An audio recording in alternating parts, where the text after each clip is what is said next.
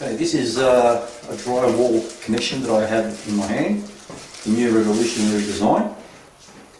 Its purpose is to divert all water from taps that are wall mounted, such as in the showers, and we have more examples over here as well. In bathtubs it's very common, and the same scenario is also normally adapted in your laundry basins. Okay, so that's what it looks like. It's got a flange here. The flange basically sits on the plaster itself. So the best time to install it is during the construction phase of a house. But there is also another design where the flange sits on the edge, which means you can put it over the tiles. So in this scenario here, which is the ideal scenario, you have your bare plaster here, okay? And this is where the tap would go. So this is a dummy tap, because at the moment the water is pressurised. And in this case, you can see the hole is big enough for this to protrude in there.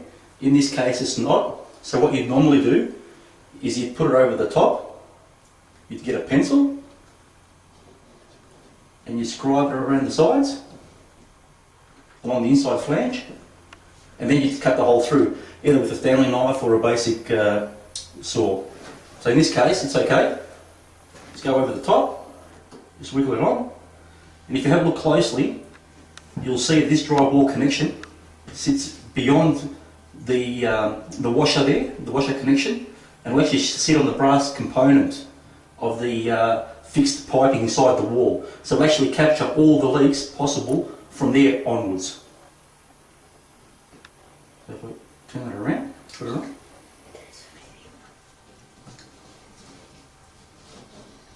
Just keep wiggling around. There you go, you can see it hugging the piece of, there you go, perfect seal. Push the edge into your finger, it sits firmly against the plaster, and if you have a look in here, on the inside, you see that the way it's hugged the brass piping behind the throat, behind the lip. So if there's any water leaking within this cavity here, it all comes to the front of the tiles area. The tiles will now just go over the top of this, glued on, and all the water will be diverted from the tap area over the tiles, down the wall and into the drain. As I mentioned, this here is pressurised piping.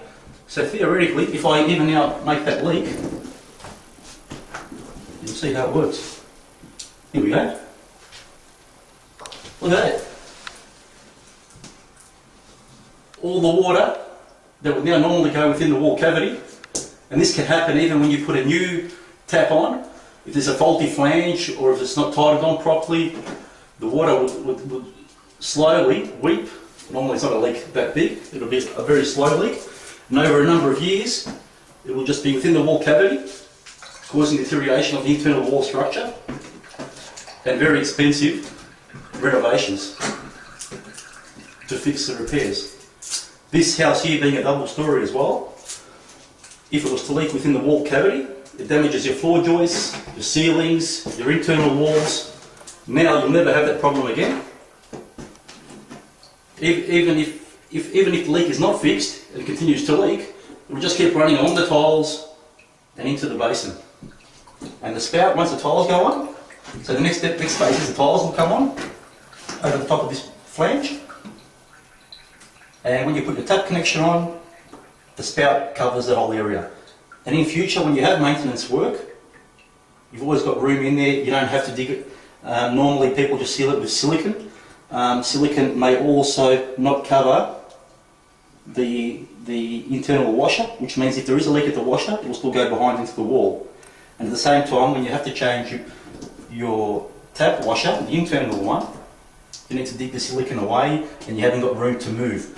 Now even maintenance is much simplified and a quicker process to do and to carry out.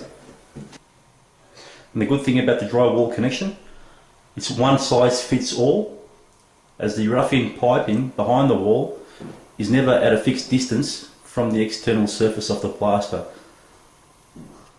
So because it can fold into itself,